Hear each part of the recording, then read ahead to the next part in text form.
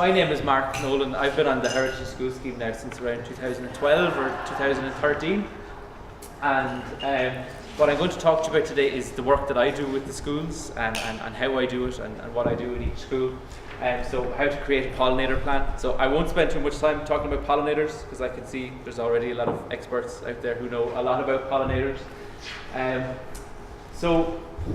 When I started on the Heritage School Scheme, I created a workshop called the Pollinator Project, and the whole aim was to raise awareness about pollinators and bees, and to get schools to make their grounds a little bit more bee friendly, a little bit more pollinator friendly.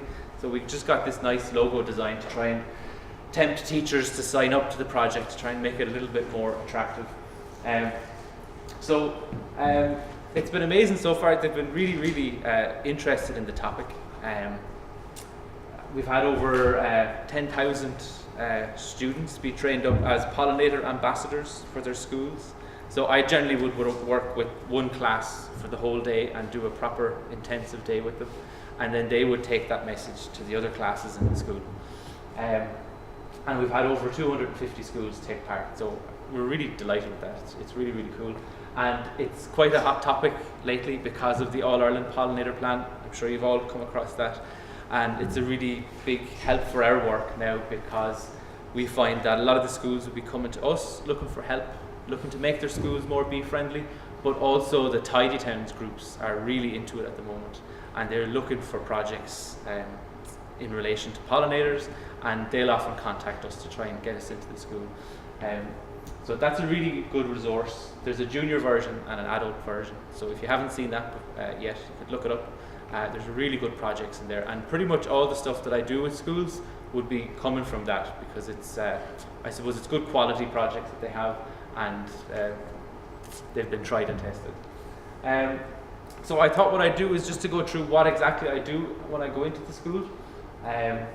So I divide it into four. I'll talk to them in their classroom first, and then I have an interactive display to just get them up and active in the classroom, and then we'll go on a field trip around the school to check out their grounds, and then at the end I always finish with a craft to try and make sure that they've done something to help pollinators on the one day.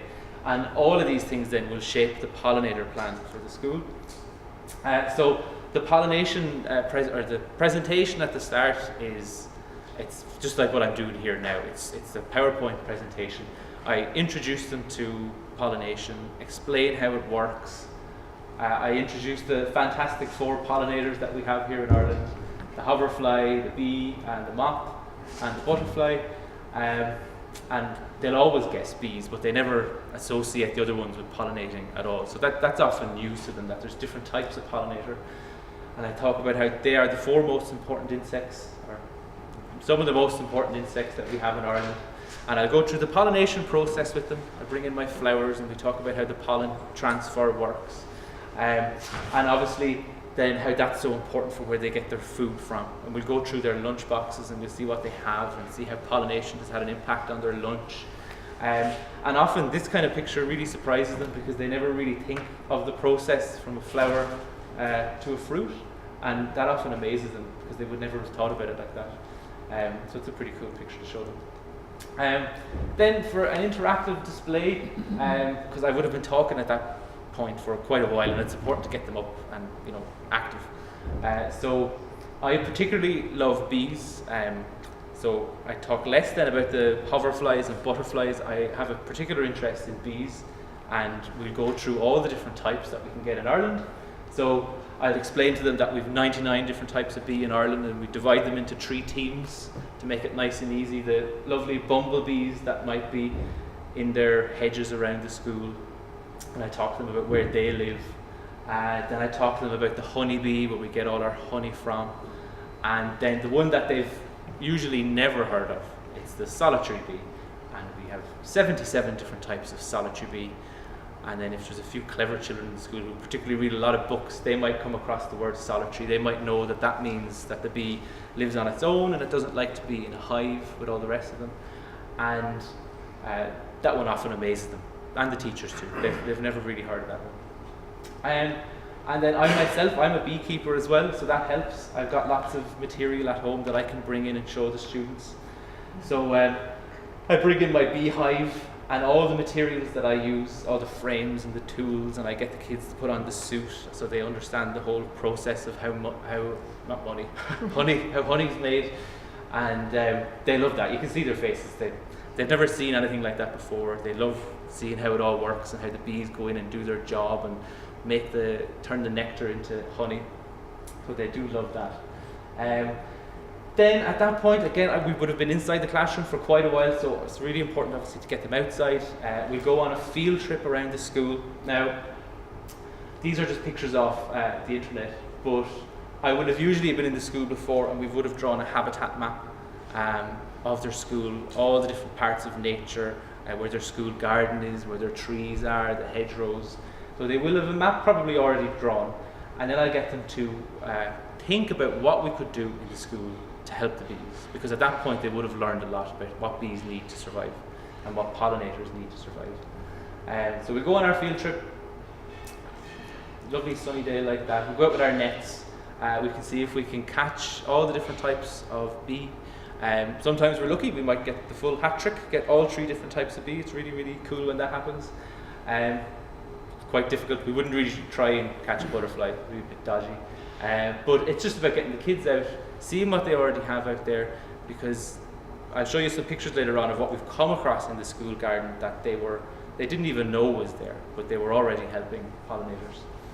And there, I was in a school last week, and it's nothing crazy. I would usually have given the children worksheets to write down their answers through the day, and we'll flip them over, and everyone will draw a habitat map. And it's nothing special really. It's just a free-handed sketch, but it's really good for them to understand where their school is and what their local environment is like. And then I'll finish off then with some crafts to actually to make a change or make a difference on that day, so that we've helped the bees. So you know yourself, depending on the time of year, you can do certain things. So if it's the summer, we might do some wildflower seeds. Later in the year, we might do crocuses, planting bulbs, maybe October, November. That'll be really good. And then obviously coming into the spring and summer, we can plant sunflowers in little newspaper pots. They love that. And I think that's really important, because they might have learned a few sad facts in the day about pollinators, how they're in trouble, but we'll have actually done something before they go home to help them, and they're usually really excited by that. So yes, as we talked about, as everyone else has said during the day, teachers have so little time really, and it's really good if they get in touch with me or you that they're looking for a pollinator plan or some sort of direction on it. So it's really important that it's super simple and not too technical, and just keep it really, really simple. So generally what I find works best, and I've tried loads of different things, some of them are harder to stick than others, but these are the ones that work for me. So we'll try and introduce more flowers obviously into the schools. Better flowers than the ones they have already planted. I'll talk about that in a second. And just to create homes and habitats for the pollinators.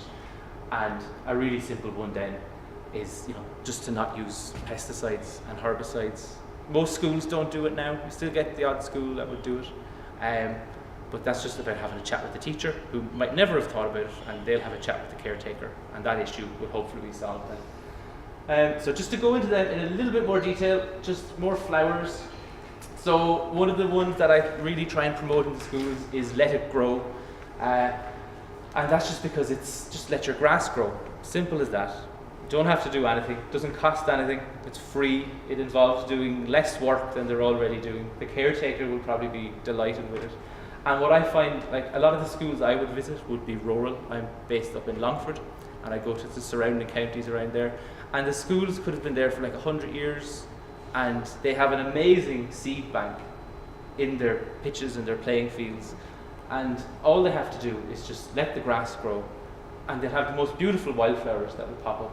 That's the school football pitch in Screen National School in Wexford. And like even there, just in a square foot, the variety there, I just think it's amazing. So you can let it grow in 2 types of way. You can go for a 6-week meadow. That might be a good one to try and encourage schools with, because it's not too much of a commitment. And you're just letting the grass grow for about 6 weeks, rather than cutting it every 2 or 3 weeks, or even more in some schools. So let it grow for about 6 weeks, and they'll often say it's really messy, we don't want to do that, that's horrible. So if you encourage them to do really sharp, well-defined edges, that will make it look deliberate. And if they put pathways through the middle, that will make it look deliberate as well, and quite pretty. And signs as well, some kind of interpretive sign to explain what's going on. The other option could be, they could perceive it to be a little bit messier, I suppose. And that's where they're just cutting the grass once, maybe in September, and that's it then, they leave that patch right up until the following year. And then you've got the full stage of all the wildflowers and lots of habitat in there as well. So yes, this is a school I was in last year in Westmeath, lovely, really lovely school, and the principal, she invited me to the school, and she was really embarrassed the day I came because she said the caretaker didn't turn up and didn't cut the grass to have everything ready for me to bring them outside. And I said, we went outside, and I've never seen such a display of wildflowers. It was just amazing. They even had a full carpet of orchids as well in there, and it was just amazing. So we were able to go through the whole garden and identify all the flowers. They had maybe about 15 different types just in one small area, and I explained to the principal and the children how that is such a resource that, you know, people would pay a fortune to try and get a wildflower meadow put down like that. So they're going to encourage that now every year, and rather than cut it all the time, to really embrace it. And it's totally free. So that I try to do as many different types of experiments that I tell the schools, try to do it at home in my garden. So last year, I let my grass grow completely. That's when it was fairly short, got up to my knee, I'd say. But just in a normal lawn, I got 28 species of wildflower without planting anything. So I mean, there's just such amazing variety in there. It's really, really cool. Yes, better flowers. Okay, so this is important. Now, I'm sure you might, well, it happens to me a lot. I go to a school and they say, oh, we have our pollinator beds planted up in our amazing window boxes, and they send me pictures on Twitter, and you look at them and they're pansies and they're geraniums, and they may as well just be putting plastic flowers in, you know. And I don't have the heart to tell them straight away that that's a bad thing to do, or it's pointless. But if you're there for the day and you can talk about all the different types of flower, you can try and steer them away from the ones that we would typically see in hanging baskets and window boxes, and try to steer them more towards wildlife friendly ones. So, and to make it really easy for the schools, I put everything that, all my resources are on the website, so biodiversityinschools.com, and I have a shopping list on the website that they can print off and bring to the garden centre and say, this is what I'm looking for. And they're all the flowers. It's like a slightly adapted version of the All-Ireland Pollinator Plan version, but they're the ones that I always tell schools. And actually all the resources I'm talking about now are on our website. Every project I'll cover, all the instructions. So creating homes and habitats. So to look at, yes, solitary bees, the 77 different types of solitary bee, the ones that like to live on their own. They like to live in wood, or they like to live in the ground, in muck, dry muck. So they could get these types of solitary bee homes made. I bring around a little one to show them how easy it is. So just various different holes drilled into wood, different widths and different depths to suit the different bees. But it can be quite tricky for bees to use these. I'd nearly say they might be more of an educational tool than practical habitat, but it's nice to kind of have it in the school garden anyway. The big one is this here, what I like to call bee banks. So if there's an area in the school where the grass is kind of just withered away, it's not grown well, and there's muck, that's the kind of place you're going to get solitary bees. So there's, I think this is near my house in Longford. So it's the GAA grounds, and it's just a little path around the pitch, and you'll see on the right there's just a bit of a grassy bank, but the grass has stopped growing in places, and the muck is exposed, and it's south facing, and that there was full of bee holes, all the little holes dug in by the solitary bees, and you could go up and have a look at them, and it was amazing. And a lot of schools actually have these habitats without realising it. Like there's one there. So this is a school up in Cavan, and we were doing the pollinator project, and we went on our field trip, our nature walk, and yeah, smack bang in the middle of their garden they had a bee bank. They didn't even know they had it. There was footballs hitting off it, children were sitting on it, and it was full of little solitary bee holes. It was really, really cool. And you can tell it doesn't really matter about those bees. You can tell the teachers they don't really sting, so it's totally safe. So again, they didn't know they had it, but once we told them, they know how to look after it now.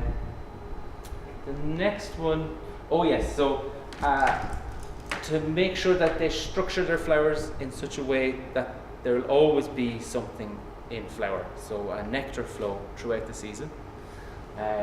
So you could start with planting bulbs if they're lucky enough to have snowdrops. Plant up some crocuses late in the year so that they'll be the first flowers to pop up, and they'll have some nectar when they wake up around this time of the year. Early flowering trees are good. They provide a lot of nectar and pollen. And then it's kind of easy then when you get into the summer. You've got like buttercups and all the usual flowers we'd see, and schools would have plenty of them. Into your wildflowers, wildflower patches, and then this is a really good one I always try and encourage, because schools often want to cut this back on the school grounds, and that's ivy. And they're, I tell the children, they're like a really brave flower, and they hold on for the whole year not to open their flowers. All the other flowers have come and given their nectar and pollen, but the ivy holds on right to the end and will provide nectar and pollen into like September, October, really late in the year. So just a quick recap, try and get them to let their grass grow in patches, because some schools have acres of grass that they're doing nothing with. Get a good shape, signs and edges and pathways. So try to steer them away from the bad flowers, try to get some good wildlife friendly ones. Get the year-round supply of food, try and steer them off the herbicides and pesticides. Because I was in one school in Kenny, maybe, or Tipperary, and the lady came out to meet me at the front of the school for the biodiversity workshop, and she had slug pellets in her other hand, and she was shaking them into all the flowers as she was bringing them in. So I don't think they just didn't realise that that's bad. And create solitary bee homes as well. They're really easy. And like I said, all the instructions are on the website. These are just some of the schools that I've been to that just were amazing. So here's a school down in South Kilkenny, and their principal was a beekeeper. I haven't been back now in a few years, but he had his beehives at the school beside the football pitch, and the class had their own bee suits, and they went out and they looked after the bees. They made their own honey. It was amazing. They had given over one side of like another pitch almost to the giant meadow, and they just let that go wild. It was just incredible. You've probably all seen this school before.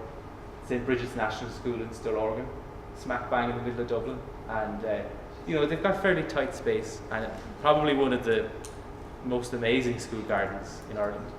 And she's given over the whole side of the school to a wildflower meadow, and see the grass has grown up, all different types of wildflower. They work with the local beekeepers to get a beehive put in, and they have a lovely native hedge around the outside.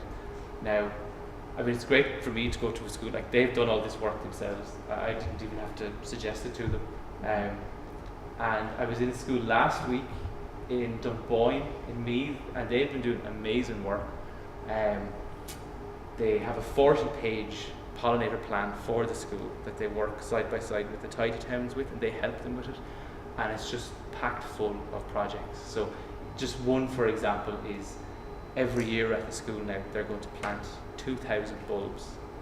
They have been doing it last year and will do it up until 2020. So that's just amazing work.